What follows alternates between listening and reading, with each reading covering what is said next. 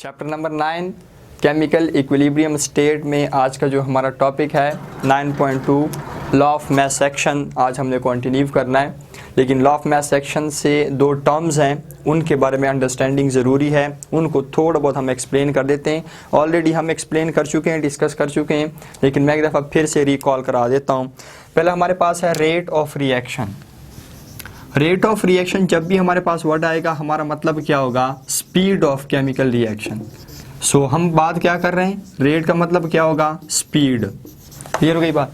जब भी rate of reaction का वर्ड हमारे पास आएगा हमारा मतलब होगा स्पीड ऑफ केमिकल रिएक्शन। ये केमिकल रिएक्शन हमारे पास कितनी स्पीड के साथ प्रोसीड हो रहा है, ये हमारे पास एक टर्म क्लियर। सेकंड हमारे पास है एक्टिव मास। एक्टिव मास हमारे पास क्या चीज़ है, नेम से भी इंडिकेट करता है वो मास जो कि एक्टिव होगा। क्लियर।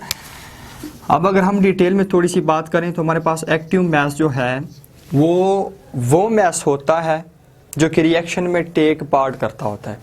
किसी भी सब्सटेंस का वो मास जो कि रिएक्शन में टेक पार्ट करता है उसको हम क्या नाम देते हैं, उसको हम नाम देते हैं एक्टिव मास का। सपोज करें मेरे पास जो है 2 mole of hydrogen 1 mole of oxygen आपस में रिएक्शन कर रहे हैं तो क्या चीज़ हमारे पास बनाते हैं, 2 मोल ऑफ वाटर बनाते हैं। सो ये हमारे पास एक केमिकल रिएक्शन प्रोसीड हो रहा है और इस केमिकल रिएक्शन में हाइड्रोजन जो है इसका एक्टिव मास कितना है, 2 मोल है। क्यों, क्योंकि इस केमिकल रिएक्शन में हाइड्रोजन का सिर्फ 2 मोल जो है वो टेक पार्ट कर रहा है। इस केमिकल रिएक्शन में हाइड्रोजन के 2 मोल हिस्सा ले रहे हैं, इसलिए हमारे पास ये हाइड्रोजन का मास जो है ये कौन सा मास होगा, ये एक्टिव मास होगा।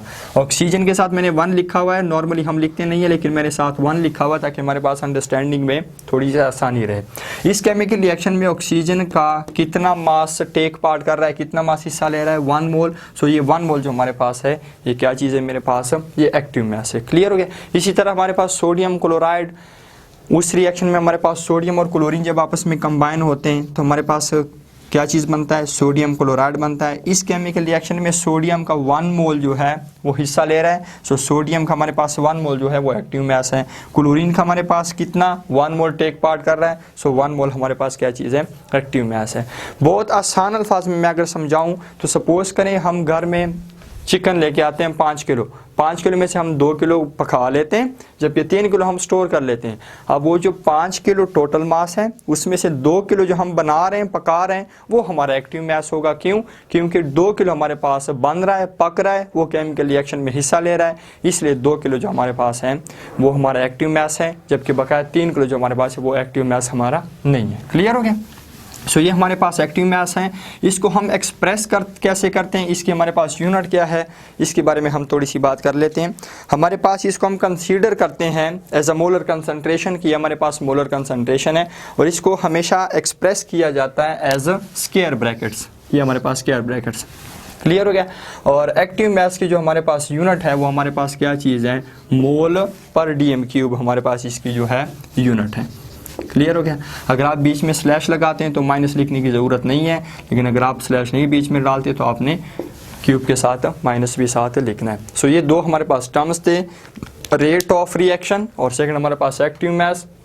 अब हम बात स्टार्ट करते हैं लॉ ऑफ मास एक्शन की।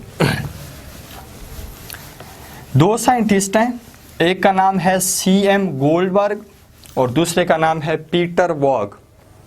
दोनों नॉर्वेजियन केमिस्ट हैं और उन्होंने बहुत सारे रिवर्सिबल रिएक्शंस को स्टडी किया हुआ था और फाइनली उन्होंने लॉ ऑफ मास एक्शन को प्रपोज किया है। क्लियर हो गया। एक पॉइंट यहाँ पे मैं और भी ऐड करना चाहूँ, केमिकल इक्विलिब्रियम स्टेट का जो हमारा चैप्टर है, ये सारे के सारे चैप्टर जितने भी टॉपिक हम इसमें स्टडी करेंगे सारे के सारे रिलेट होंगे रिवर्सिबल रिएक्शंस के साथ। लॉ ऑफ मास एक्शन जो एप्लीकेबल है वो भी रिवर्सिबल रिएक्शन के ऊपर ही है। क्लियर हो गया। सो CM गोल्डबर्ग और पीटर वॉग ने बहुत सारे रिवर्सिबल रिएक्शंस को स्टडी किया था और फाइनली उन्होंने लॉ ऑफ मास एक्शन को प्रपोज किया है 1869 में। कब की बात है ये, 1869 में। क्लियर। और लॉ ऑफ मास एक्शन की वो स्टेटमेंट कैसे दे रहे हैं, वो स्टेटमेंट मैंने यहाँ पे लिखी है। किताब में पूरी एक स्टेटमेंट लिखी है लेकिन मैंने उस स्टेटमेंट के 2 पार्ट्स बनाए ताकि समझने में थोड़ी सी आसानी हो जाए। क्लियर। सो पहले स्टेटमेंट की हम बात करेंगे, फिर हमने दूसरे स्टेटमेंट की बात करनी है। पहले स्टेटमेंट में हमारे पास इंडिविजुअल सब्सटेंस की बात होगी, दूसरे स्टेटमेंट में हमारे पास एज अ होल रिएक्शन की बात होगी। सो चलते हैं पहले स्टेटमेंट की तरफ। The rate at which substance reacts is directly proportional to its active mass. Clear? इस स्टेटमेंट को हम थोड़ा सा समझ लेते हैं। अगेन मैं सपोज करें हाइड्रोजन हमारे पास रिएक्शन कर रहा है किसके साथ, आयोडीन के साथ। एक हमारे पास ये रिवर्सिबल रिएक्शन हम कंसीडर करते हैं। हमारे पास क्या चीज़ बन रहा है, 2 मोल ऑफ हाइड्रोजन आयोडाइड। अब हमारे पास हाइड्रोजन इसमें रिएक्शन कर रहा है, इसमें हमारे पास आयोडीन भी रिएक्शन कर रहा है, लेकिन किस रेट के साथ कर रहा है, किस स्पीड के साथ कर रहा है। जिस स्पीड और जिस रेट के साथ ये रिएक्शन करेगा वो डिपेंड करता है इसके एक्टिव मास पे। क्लियर? अगर मैं मज़ीद आसान अल्फाज में बोलूं तो हाइड्रोजन के रिएक्शन करने की जो स्पीड है या जो रेट है वो डिपेंड करता है इसके एक्टिव मास पे। मज़ीद आसान करते हैं, हाइड्रोजन जो है किस स्पीड के साथ रिएक्शन करेगा, जितना इसका एक्टिव मास है उतनी ही स्पीड, उतने ही ज़्यादा रेट के साथ ये रिएक्शन करेगा। क्लियर? अगर हमारे पास इसका एक्टिव मास ज़्यादा है तो हमारे पास इसका रिएक्शन का जो स्पीड है, रिएक्शन का जो रेट है वो भी ज़्यादा होगा। जितना हमारे पास इसका एक्टिव मास कम होगा, हमारे पास इसका रेट भी कम होगा रिएक्शन का, और हमारे पास इसके रिएक्शन की स्पीड भी कम होगी। क्लियर? इसी तरह हमारे पास आयोडीन है। आयोडीन किस रेट के साथ, किस स्पीड के साथ रिएक्शन प्रोसीड करेगा डिपेंड करता है इसके एक्टिव मास पे। एक्टिव मास जितना ज़्यादा होगा उतना ही वो स्पीड के साथ रिएक्शन प्रोसीड करेगा, एक्टिव मास जितना कम होगा उतने ही वो कम स्पीड के साथ रिएक्शन प्रोसीड करेगा। सो पहले स्टेटमेंट में बात हो रही है इंडिविजुअल सब्सटेंस की। क्लियर? ये हमारे पास एक इंडिविजुअल सब्सटेंस है, ये भी हमारे पास एक इंडिविजुअल सब्सटेंस है। कोई भी सब्सटेंस है वो किस स्पीड के साथ, किस रेट के साथ केमिकल रिएक्शन प्रोसीड कर रहा है वो डिपेंड करता है उसके एक्टिव मास पे। एक्टिव मास जितना ज़्यादा होगा उतनी ही स्पीड के साथ वो रिएक्शन को प्रोसीड करेगा, एक्टिव मास जितना कम होगा उतनी ही कम स्पीड के साथ वो रिएक्शन को प्रोसीड करेगा। क्लियर हो गया? चूँकि डायरेक्टली प्रोपोर्शनल है इसीलिए हमारे पास एक्टिव मास ज़्यादा तो रेट और स्पीड भी ज़्यादा, एक्टिव मास कम तो रेट स्पीड भी कम। क्लियर हो गया? सेकेंड पार्ट की तरफ चलते हैं। The rate of chemical reaction is directly proportional to the product of active masses of reacting substances. Clear?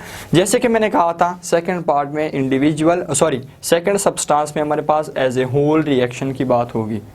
पहले पार्ट में हमारे पास इंडिविजुअल सब्सटेंस की बात हो गई है, अब सेकंड पार्ट में एज ए होल रिएक्शन की बात हो रही है। ओके, अब ये जो एज ए होल रिएक्शन है ये किस स्पीड के साथ प्रोसीड हो रहा है, किस रेट के साथ प्रोसीड हो रहा है। इस एज अ होल रिएक्शन की जो स्पीड है, इस एज अ होल रिएक्शन का जो रेट है वो किस पे डिपेंड करता है, वो डिपेंड करता है रिएक्टिंग सब्सटेंसेस के एक्टिव मासेस के प्रोडक्ट पे। अगर मज़ीद आसान अल्फाज में मैं बोलूँ, रिएक्टिंग सब्सटेंसेस हमारे पास हाइड्रोजन और आयोडीन है, ये रिएक्टिंग सब्सटेंसेस है हमारे पास, और इनका टोटल एक्टिव मास कितना है, टोटल एक्टिव मास।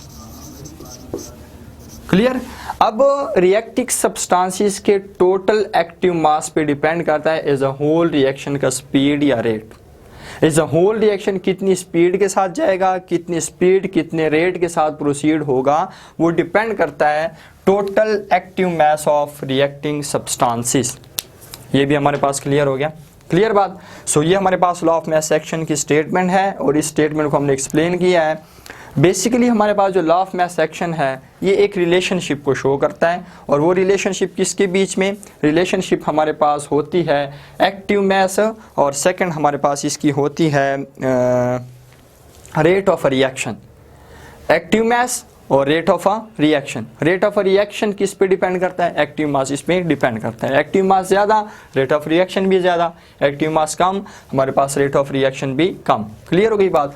अब हमने एक जनरल रिएक्शन को कंसीडर करना है और इसके लिए हमने इक्विलिब्रियम कांस्टेंट की वैल्यू निकालनी है। क्लियर?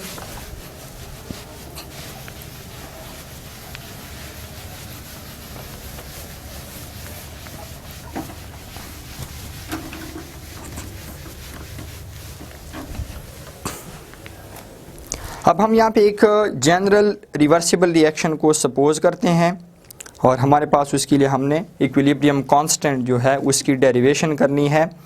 तो फर्स्ट ऑफ ऑल हम जब कंसीडर करते हैं, यहाँ पे जो हम कंसीडर करेंगे एक जनरल रिएक्शन को कंसीडर करेंगे, क्योंकि हमारे पास जो एक्सरसाइज में लॉन्ग क्वेश्चन आया हुआ है वो हमारे पास है state law of mass action and derive the expression for equilibrium constant for general reaction. एक जनरल रिएक्शन आपने लेना है, रिवर्सिबल रिएक्शन, उसके लिए आपने इक्विलिब्रियम कांस्टेंट की डेरिवेशन करनी है। सो फर्स्ट ऑफ ऑल हम क्या काम करते हैं, हम एक जनरल रिवर्सिबल रिएक्शन को कंसीडर करते हैं। सपोज करें मेरे पास ए है, बल्कि मैं स्टार्ट से कर लेता हूँ, ज़्यादा बेहतर रहेगा। मेरे पास रिएक्टिंग सब्सटेंसेस है ए प्लस हमारे पास बी है। क्लियर हो गया। अब ये ए जो हमारे पास है ये भी रिएक्टिंग सब्सटेंस है, जो बी है हमारे पास ये भी रिएक्टिंग सब्सटेंस है। मैं कहता हूँ इस ए जो हमारे पास ये जो सब्सटेंस है इसके नंबर ऑफ मोल्स या एक्टिव मास को मैं रिप्रेजेंट करता हूँ ए से। इसके जो हमारे पास ये दूसरा रिएक्टिंग सब्सटेंस है इसके नंबर ऑफ मोल्स या एक्टिव मास को मैं रिप्रेजेंट करता हूँ बी से। जब ये दोनों रिएक्टिंग सब्सटेंसेस आपस में कंबाइन होते हैं, रिएक्शन करते हैं, तो हमारे पास क्या चीज़ बनता है, हमारे पास प्रोडक्ट बनता है सी प्लस हमारे पास डी। सी के नंबर ऑफ मोल्स को हम रिप्रेजेंट करते हैं स्मॉल सी से, डी के नंबर ऑफ मोल्स को हम रिप्रेजेंट करते हैं स्मॉल डी से। ये हमारे पास एक जनरल रिवर्सिबल रिएक्शन है। क्लियर। हम ये बात पढ़ चुके हैं रिवर्सिबल रिएक्शन में कि बेसिकली हमारे पास रिवर्सिबल रिएक्शन में दो किस्म की रिएक्शंस प्रोसीड हो रहे हैं। एक हमारे पास फॉरवर्ड रिएक्शन है, सेकंड हमारे पास क्या चीज़ है, रिवर्स रिएक्शन है। क्लियर। अब फर्स्ट ऑफ ऑल हमने फॉरवर्ड रिएक्शन को डिस्कस करना है। यहाँ पे मैं एक स्टेटमेंट आपने देनी है, फॉरवर्ड रिएक्शन। क्लियर।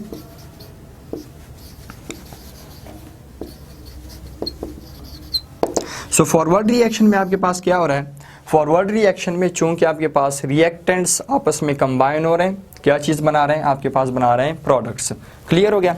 अब हमारे पास जो फॉरवर्ड रिएक्शन है, सपोज करें मेरे पास ये फॉरवर्ड रिएक्शन में हमारे पास जो ए है और हमारे पास प्लस जो बी है, ये क्या चीज़ है, ये हमारे पास रिएक्टेंट्स हैं, रिएक्टिंग सब्सटेंसेस हैं।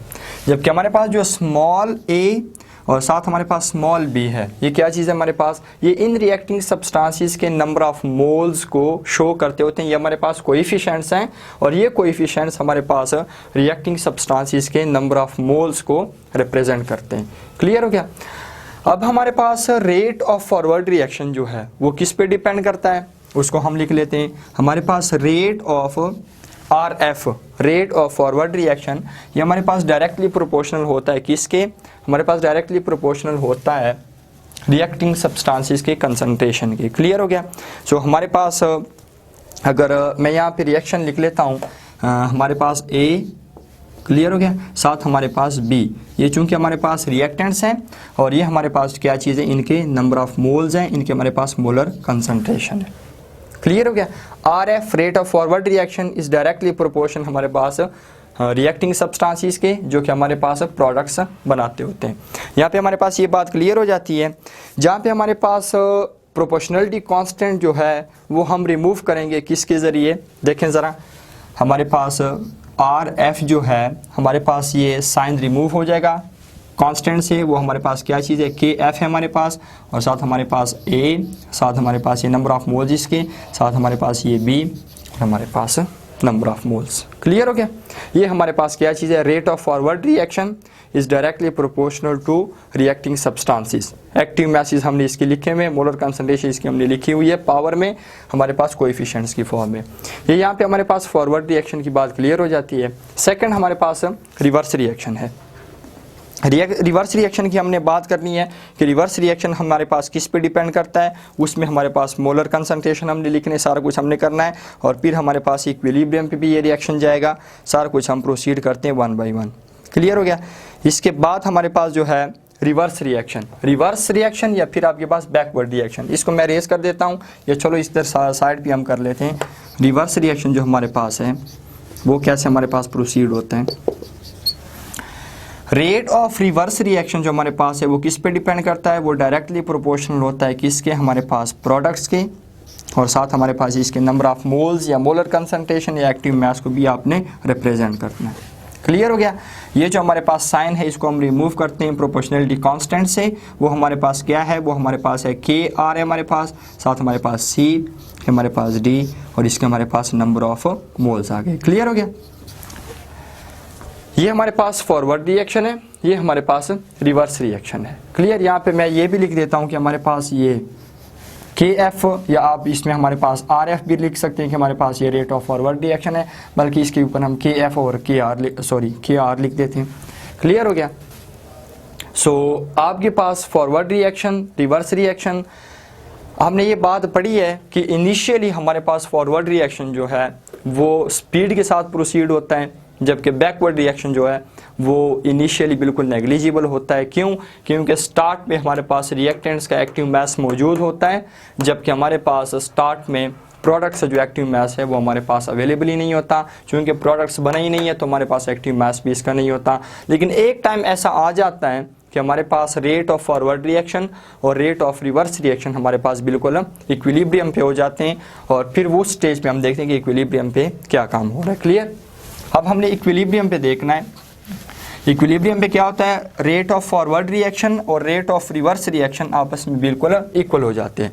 मतलब कि जिस स्पीड के साथ फॉरवर्ड रिएक्शन हो रहा है उसी स्पीड के साथ हमारे पास रिवर्स रिएक्शन भी हो रहा है। अब तीसरी जो आपकी हेडलाइन होगी वो आपने क्या करना है, वो आपने इक्विलिब्रियम की देनी है। क्लियर?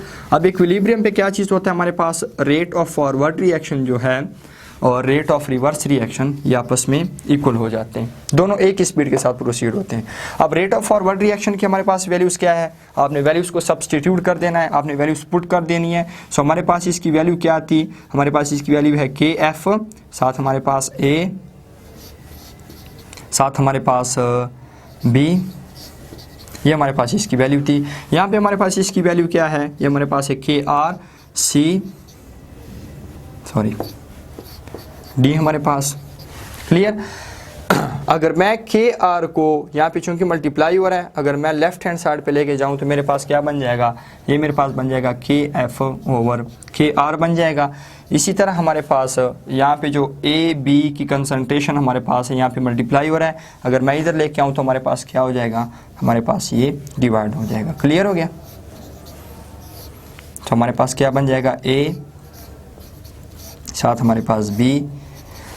अब हमारे पास KF ओवर KR जो है ये एक और हमारे पास कांस्टेंट है, उसके इक्वल होता है। ये हमारे पास किसके इक्वल होता है, ये हमारे पास KC के इक्वल होता है। सो आपके पास KC की वैल्यू जो है वो किसके इक्वल आ जाएगी, वो आपके पास आ जाएगी CD, मतलब कि हमारे पास मोलर कंसंट्रेशन ऑफ प्रोडक्ट्स आपके पास डिवाइड बाई आपके पास कंसंट्रेशन ऑफ रिएक्टेंट्स। फाइनली आपके पास जो KC की वैल्यू आ गई है वो आपके पास आ गई है इसके इक्वल। क्लियर हो गया? अब हमारे पास जो KC है उसको यहाँ पे डिफ़ाइन भी किया गया है। अब उसको हमने देखना है कि हमारे पास उसको डिफ़ाइन कैसे किया गया है, और फिर उसको हम समझने की थोड़ी बहुत कोशिश भी करते हैं कि हमारे पास इसका मतलब क्या है। क्लियर हो गया? ये हमने फाइनली एक जनरल रिएक्शन के लिए KC की डेरिवेशन की है। KC को हमने यहाँ पे एक्सप्रेस किया हुआ है एक जनरल रिएक्शन के लिए। सो हमारे पास जो है KC को हम डिफ़ाइन कैसे करते हैं, या हमारे पास लॉ ऑफ मास एक्शन जो है उसको डिफ़ाइन कैसे करना है एक जनरल रिएक्शन के लिए, कि हमारे पास रेट ऑफ केमिकल रिएक्शन जो है वो डायरेक्टली प्रोपोर्शनल होता है किसके, to the product of molar concentration of its reactants, product of molar concentration. फिर से सुने, हमारे पास chemical reaction rate of chemical reaction is directly proportional to the product of molar concentration of its reactants.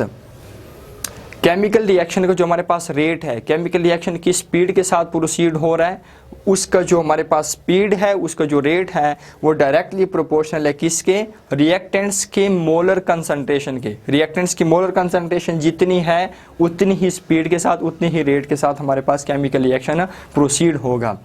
दूसरी बात, हमारे पास reactants की जो मोलर कंसंट्रेशन है उसको हम कैसे लिखते हैं, उसको हम लिखते हैं पावर की फॉर्म में। क्लियर हो गया? हमेशा raise to the power of coefficient हमारे पास यहाँ पे लिखा है रेस टू द पावर, और ये जो पावर में हम लिखते हैं ये पावर हमारे पास किस चीज़ की इक्वल होती है, ये हमारे पास नंबर ऑफ मोल्स की इक्वल होती है, equal to their number of moles in a balanced chemical equation. बात क्लियर हो गई? सपोज करें यहाँ पे मैं अगर लिखता हूँ एक रिएक्शन में, यहाँ पे लिख लेता हूँ, हमारे पास है N2 + 3H2, इसका हमारे पास एक रिवर्सिबल रिएक्शन 2NH3 है। इसके लिए अगर हम Kc की एक्सप्रेशन लिखे तो हमारे पास क्या बनेगा, Kc इज इक्वल टू हमारे पास ये बन जाएगा NH3। क्लियर। ये हमारे पास इसके नंबर ऑफ मोल्स कितने हैं, 2 हैं।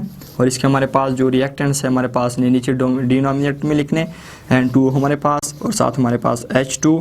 इसके हमारे पास नंबर ऑफ मोल्स कितने हैं। सो अब हमारे पास ये जो Kc है ये हमारे पास रेट ऑफ केमिकल रिएक्शन है, वो क्या होगा, rate of a chemical reaction वो डायरेक्टली प्रोपोर्शनल होगा रिएक्टेंट्स के मोलर कंसंट्रेशन के। रिएक्टेंट्स जो हमारे पास हैं उसके टोटल मोलर कंसंट्रेशन कितनी है उसके हमारे पास डायरेक्टली प्रोपोर्शनल होगा केमिकल रिएक्शन की स्पीड। केमिकल रिएक्शन किस स्पीड के साथ प्रोसीड होगा, किस रेट के साथ प्रोसीड होगा, वो डायरेक्टली प्रोपोर्शनल है किसके, हमारे पास रिएक्टेंट्स के टोटल मोलर कंसंट्रेशन कितनी है। क्लियर हो गया, ये हमारे पास एक पॉइंट। और ये जो हमारे पास मोलर कंसंट्रेशन होती है इसको हम किस में लिखते हैं, इसको हम हमेशा लिखते हैं पावर में। और ये जो हमारे पास पावर है ये इक्वल होता है किसके, नंबर ऑफ मोल्स के। और बैलेंस केमिकल इक्वेशन में हमारे पास सारा कुछ एक्सप्रेस होता है। क्लियर। सो यहाँ पे हमारे पास ये लॉ ऑफ मास एक्शन जो है इसकी डिस्कशन ख़त्म हो जाती है। नेक्स्ट इंशाल्लाह हम इम्पोर्टेंस का लेक्चर हमारा होगा Kc की इम्पोर्टेंस का, कि Kc की हमारे पास इम्पोर्टेंस क्या है। क्लियर। जितने भी हमारे पास रिवर्सिबल रिएक्शंस हैं उसके लिए हमने Kc इक्विलिब्रियम कांस्टेंट की एक्सप्रेशन हमने कैसे लिखनी है, उसके लिए हम पहले जनरल रिएक्शन के लिए हमने जैसे किया हुआ है लॉ ऑफ मास एक्शन में हमारे पास Kc है, इसमें हमारे पास जो प्रोडक्ट्स हैं वो हमेशा आएंगे किस में, नॉमिनेटर में, जबकि हमारे पास जो रिएक्टेंट्स है वो हमेशा आएंगे डिनोमिनेटर में। क्लियर। ये हमारे पास डिनोमिनेटर है, product of denominator, product of हमारे पास प्रोडक्ट ऑफ हमारे पास रिवर्सिबल रिएक्शंस के लिए Kc की एक्सप्रेशन हमने कैसे लिखनी है। ये हमारे पास एक जनरल रिएक्शन के लिए गिवन है जिसमें हमारे पास प्रोडक्ट्स नॉमिनेटर में है, रिएक्टेंट्स हमेशा हमारे पास डिनोमिनेटर में है। सो हमारे पास सपोज करें एक जनरल में बल्कि एक रिएक्शन हम लिख लेते हैं। सपोज करें मेरे पास जो है nitrogen 1 mole of nitrogen reaction करता है 3 मोल ऑफ हाइड्रोजन के साथ। सो हमारे पास ये एक रिवर्सिबल रिएक्शन है, क्या चीज़ बना रहा है, हमारे पास बना रहा है 2 मोल ऑफ एमोनिया बना रहा है। क्लियर। अब इसके लिए हमने क्या करना है, इसके लिए हमने Kc की एक्सप्रेशन लिखनी है। क्योंकि हमारे पास रिवर्सिबल रिएक्शन है, एक हमारे पास फॉरवर्ड रिएक्शन है, एक हमारे पास रिवर्स रिएक्शन है।